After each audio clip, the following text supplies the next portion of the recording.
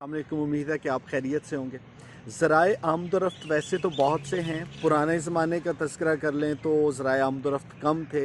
अब आपके पास कितने एक जगह से दूसरी जगह जाने के ज़राए अवेलेबल हैं। चाहे आप अपनी मोटरसाइकिल इस्तेमाल करते हैं, साइकिल पे जाते हैं, गाड़ी पे जाते हैं, बस पे सफ़र करते हैं, बहरी जहाज़ हो गया या हवाई जहाज़ हो गया। लेकिन इन तमाम में जब तक रेल का तज़किरा ना करें, ये लफ्ज़ मुकम्मल नहीं होता।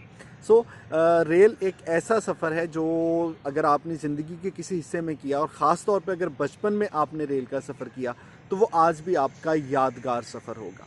रेल के हवाले से बहुत सी ऐसी इस्तिलाहात हैं जो बचपन में कभी रेल का सफ़र किया तो सुनते थे, लेकिन उनके बारे में आगाही नहीं थी। और कुछ चीज़ों को मैं याद कर रहा था तो सोचा कि आपके साथ कुछ मालूमात शेयर कर ली जाएँ। बुनियादी तौर पे अगर पाकिस्तान की बात करें तो रेल का निज़ाम 1881 में अंग्रेज़ ने कायम किया। अब इसमें कुछ मेन ट्रैक्स हैं, कुछ ब्रांचेस हैं। जैसे मेन ट्रैक में एक बहुत बड़ा ट्रैक जो है वो कराची से पेशावर तक है, जिसका तकरीबन फ़ासला 1700 किलोमीटर के पास है। इस पूरे सफ़र में 176 छोटे बड़े स्टेशन आते हैं। और हमने जब भी इन स्टेशंस का नाम सुना तो कुछ स्टेशन ऐसे थे जिसके साथ लफ्ज़ जंक्शन लगता था। अब जंक्शन क्या था वो बचपन में तो बिल्कुल पता नहीं था।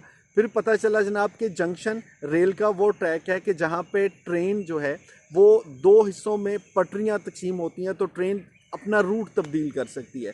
जैसे फैसलाबाद के पास एक बहुत मशहूर चक झुमरा, वो एक जंक्शन है।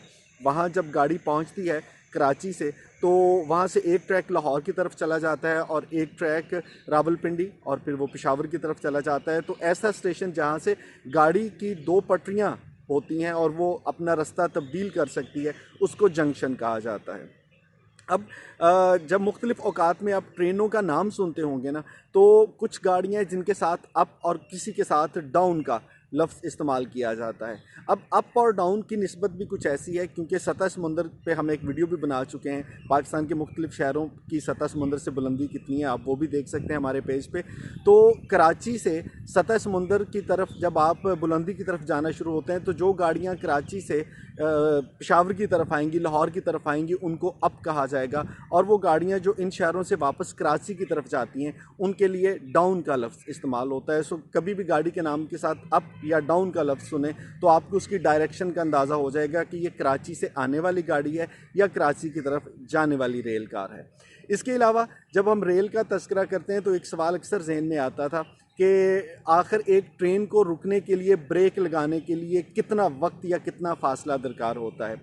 इसका इन्हिसार बहुत सी बातों पे है। जैसे पाकिस्तान में कुछ ट्रैक्स ऐसे हैं जहाँ पे गाड़ी की रफ्तार 120 किलोमीटर फ़ी घंटा की रफ्तार से भी कुछ ज़ायद हो जाती है। ऑन एवरेज 100 किलोमीटर फ़ी घंटा की रफ्तार से गाड़ियाँ चलती हैं। कुछ गाड़ियाँ लंबे ट्रैक पर 120 किलोमीटर तक चली जाती हैं, फ़ी घंटा की रफ्तार हासिल कर लेती हैं।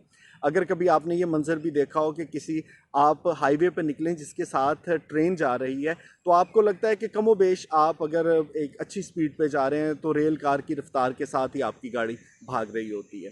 खैर, इस ब्रेक लगाने में कितना वक्त लगेगा और कितनी देर तक जाके वो गाड़ी रुकेगी, इसका इन्हिसार बहुत सी बातों पे है। यूँ समझ लीजिए कि आप अपनी गाड़ी या मोटरसाइकिल को जब ब्रेक लगाते हैं तो वो कितनी देर में रुकेगी, इसका इन्हिसार है कि आपके पास वज़न कितना है, आप अकेले हैं या एक से ज़्यादा लोग सवार हैं, और आपकी स्पीड कितनी थी। यही हाल रेल कार के साथ भी होता है। आम तौर पर ब्रेक लगाने के बाद तकरीबन 500 मीटर से 1 किलोमीटर के दरमियान में कहीं ट्रेन को रोका जा सकता है। अगर एमरजेंसी ब्रेक भी लगानी पड़ती है तो निस्फ किलोमीटर कम से कम, लेकिन बाज़-औक़ात ये 1 किलोमीटर पहले ब्रेक लगाना शुरू कर देती है गाड़ी, फिर जाके अपने मतलूबा स्टेशन तक रुकती है।